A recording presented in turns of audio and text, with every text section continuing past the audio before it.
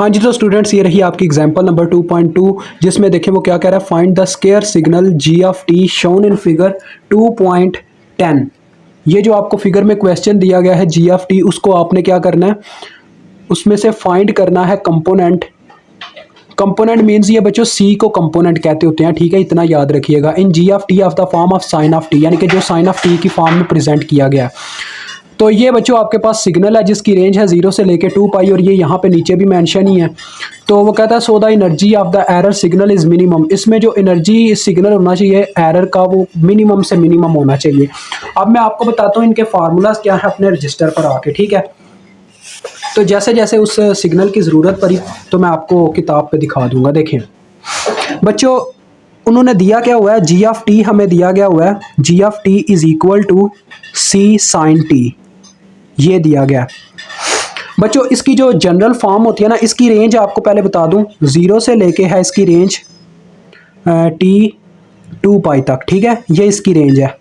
मैं आपको इसकी जनरल फॉर्म बताता हूँ। जनरल फॉर्म में इसको इस तरह से लिखा जाता है, G of T is equal to c into x of t, यानी कि यहाँ पे जो भी वैल्यू हमेशा आएगी वो एक्स ऑफ टी की वैल्यू हुआ करेगी, ठीक है।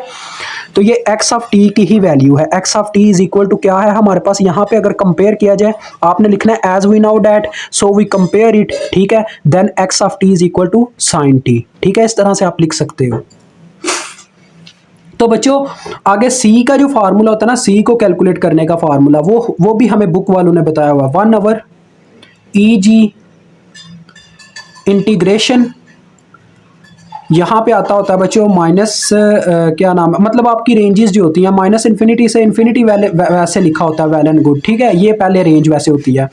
और यहाँ पे आता होता है अपने पास क्या नाम है यार, अपना जी ऑफ टी, और साथ में अपना क्या नाम है दूसरा, जो भी आपका एक्स ऑफ टी होता है वो आ जाता है साथ में डी टी, ये फार्मूला होता है। अब इसमें देखो आपको पता है किस चीज की जरूरत है, ई जी की। ई जी कैसे कैलकुलेट करेंगे, मतलब कि एनर्जी ऑफ द सिग्नल, ये इसका मतलब है ई जी का, ये मैंने आपको प्रीवियस एग्जांपल में समझाई थी। तो इसको निकालने का ये फार्मूला देखो, ई जी आपको याद होगा हमने फार्मूला पढ़ा था, रेंजेस, यहाँ पे रेंजेस आएंगी और साथ में यहाँ पे x of T D T, x of T का स्केयर आता है, याद है ना, एक्स ऑफ टी का स्केयर आता था। तो देखो बच्चों एक्स ऑफ टी का स्केयर मीन्स कि साइंस यानी यार चलो एक दफ़ा फिर से आपके लिए फार्मूला लिख रहा हूँ, एक्स ऑफ टी का स्केयर आएगा, ठीक है, एक्स ऑफ टी का स्केयर। और आपको पता है इसकी रेंजेस क्या हैं, ये सिग्नल कहाँ से लेके कहाँ पे जा रहा है, ये देखें उन्होंने खुद बताया हुआ है, 0 से स्टार्ट हो रहा है और 2 पाई तक जा रहा है, ये उसने खुद हमें यहाँ पे दिखाया हुआ है, 0 से लेके 2 पाई तक किसकी रेंज है। तो ये आपने यहाँ पे पुट करनी है, देखें 0 से 2 पाई आ गई रेंज।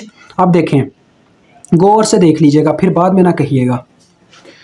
यहाँ पे हमारे पास क्या आ गया, देखो बच्चों 0 से 2 पाई, और यहाँ पे जब एक्स टी का स्केयर लिया तो ये आ गया साइन स्केयर टी, ठीक है, ये फॉर्म आ गई,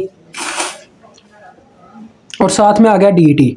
अब हमने इसका आंसर निकालना, तो कैसे निकालेंगे, मेन ये मुद्दा है यहाँ पे बच्चों। यहाँ पे ना हम डबल एंगल आइडेंटिटी का फार्मूला इस्तेमाल करेंगे, क्योंकि डायरेक्ट इस फॉर्म का इंटीग्रेशन नहीं होता।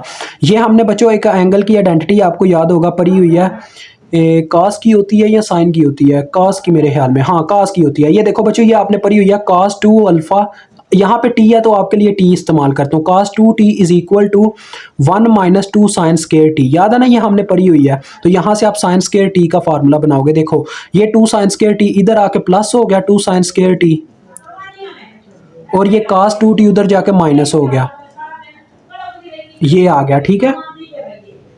तो ये आ गया sin square t is equal to, देखो दोनों के बटे में 2 उधर चला गया, माइनस कास 2 टी ओवर 2, ये चीज बन गई,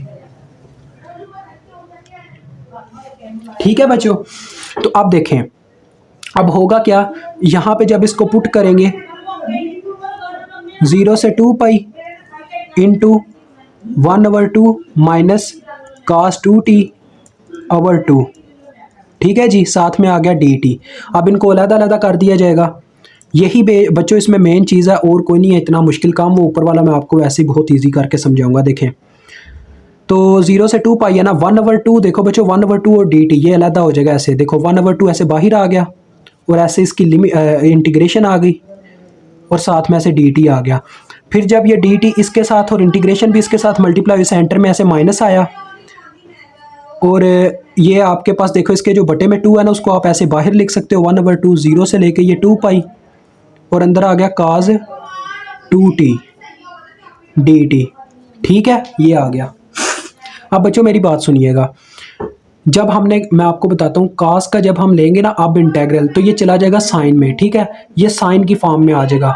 तो यार ये मैं आपको यहाँ पे लिख के बताता हूँ। देखो जब इसका इंटेग्रल लेंगे तो ये आ जाएगा sin 2t, ये फॉर्म बन जाएगी। ठीक है, तो देखो जब मैं लिमिट्स पुट करूंगा, ये जरा आपने खुद बताना है, जब मैं लिमिट्स पुट करूंगा तो ऐसे आएंगी। देखो t की जगह लिमिट, अपर लिमिट पहले पुट होगी 2 pi minus sin lower limit क्या है 0 डिग्री। तो आपको पता होना चाहिए कि ये 0 डिग्री, और आप 2 पाई पे ना अपने कैलकुलेटर पे चेक कर सकते हो, हमेशा साइन 0 डिग्री देता है, यानी आंसर 0 देता है। तो ये ऐसे ही आएगा -1/2 इंटू 0।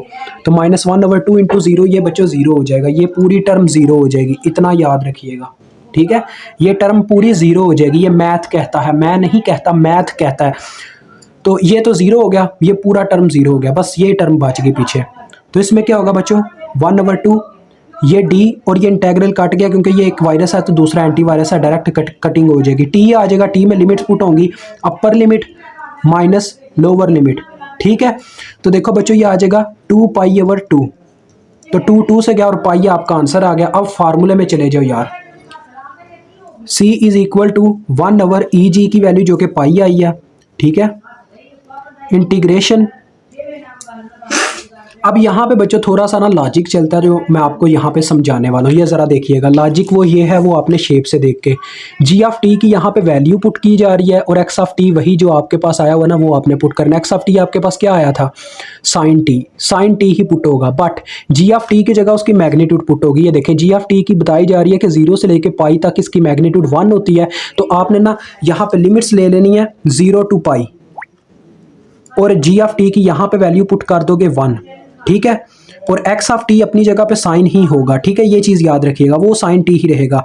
अब आप करोगे प्लस, ये आप ऐसे ब्रैकेट स्टार्ट कर लो क्योंकि ये दो चीज़ें होने वाली हैं, इस वजह से ये 1/पाई दोनों के साथ मल्टीप्लाई होना, तो ये ऐसे छोड़ दो और आगे आ जाओ। अब देखो यहाँ पे ज़रा मेरी बात गौर से सुनिएगा, ये रहा, ये देखो आगे पाई से लेके 2 पाई तक इसकी वैल्यू -1 होती है g(t) की। तो यही काम आपने करना है। ये देखो पाई से लिमिट स्टार्ट हुई, 2 पाई तक गई, और अब g(t) की जगह पुट होगा -1 इसके फार्मूले में, ये सारी वैल्यूज, और x(t) अभी भी साइन ही है बच्चों।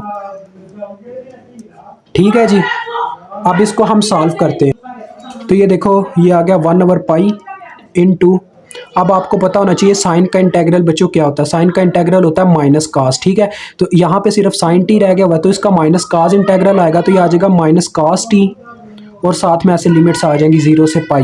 ठीक है, फिर आगे आएगा, देखो यहाँ पे है -sin t, माइनस तो बाहर चला जाएगा। ठीक है, ये ऐसे आएगा, देखो माइनस और अंदर इंटेग्रल ऑफ sin t, और sin t का इंटेग्रल मैंने बताया -cos t होता है। तो ये -cos t होने की वजह से वो वाला माइनस इस माइनस को प्लस कर देगा, ये आ जाएगा +cos t, और लिमिट्स आ जाएंगी बच्चों पाई से लेके 2 पाई तक। ठीक है, अब हम लिमिट्स पुट करके इसको सॉल्व करेंगे। देखो c = 1/पाई इंटू माइनस cos t की जगह बस बच्चों लिमिट्स पुट होनी है, तो बस पुट करो यार। देखो क्या आ जाएगा आपके पास, एक दफ़ा आ जाएगा बच्चों ये t की जगह अपर लिमिट पहले पुट होगी, ऐसे आ जाएगा ये। ठीक है, माइनस आप कॉमन रख सकते हो अगर चाहो तो, माइनस को ऐसे बाहर कॉमन रख लो। फिर lower limit minus lower limit put होगी, यानी कि cos 0 डिग्री आ जाएगा ऐसे। अब सेंटर में प्लस, फिर upper limit minus lower limit, यानी कि आ जाएगा एक दफ़ा cos 2 पाई माइनस एक दफ़ा आ जाएगा cos पाई लोअर लिमिट। ठीक है जी, ये टर्म आ गई। अब सबकी वैल्यूज़ आपको पता होनी चाहिए, कैलकुलेटर पे निकाल सकते हो। cos पाई -1 के बराबर होता है, cos 0 डिग्री 1 के बराबर होता है। ऐसे ही बच्चों सेम टू सेम देखो cos 2 पाई 1 के बराबर होता है, cos पाई -1 के बराबर होता है। तो देखो आपके पास क्या आ रहा है, c = 1/पाई इंटू, अब देखो बाहर माइनस है, ये क्या बन रहा है -1 यानी -2 मल्टीप्लाई बाय माइनस, जब बाहर वाले माइनस से ज़रब खाएगा +2 हो जाएगा। ठीक है, और इस तरफ अगर हम देखें तो ये 1 + 1 यानी ये 2 आ रहा है, ये आ रही है आपके पास फॉर्म। तो ये क्या आ रहा है 4/पाई। तो ये आपका आंसर था, मुझे उम्मीद आपको समझ आ गई होगी। ये आपका बस क्वेश्चन डन हो गया बच्चों। अब मैं एक दफ़ा बुक में देख लेता हूँ, अगर कोई इसमें इजाफी चीज़ करने वाली है तो वो आपको यहाँ पे बता देता हूँ, अदरवाइज़ मुझे तो लगता है काम हमारा हो गया। ठीक है। तो थोड़ा सा 1 मिनट वेट कर लें। हाँ जी, काम हमारा हो गया। बस इसको प्रेजेंट करने का ना उन्होंने बोला हुआ है कि जी ऑफ टी, जैसे कि आपके पास फॉर्म थी G of T is equal to C sine T, C की वैल्यू वहाँ पे पुट करें 4/पाई और साथ में साइन टी। ठीक है बच्चों, तो देखो आपका क्वेश्चन हल हो गया, जैसा उन्होंने कहा था हमने बिल्कुल वैसे ही इसको हल किया है। तो मुझे उम्मीद है आपको इसकी भी समझ आ गई होगी। तो काफ़ी सिंपल है यार, बस मैथ की आइडेंटिटीज़ हैं एक आधी, वो आप कर सकते हो यार, तो कर लीजिएगा। खुदा हाफिज़।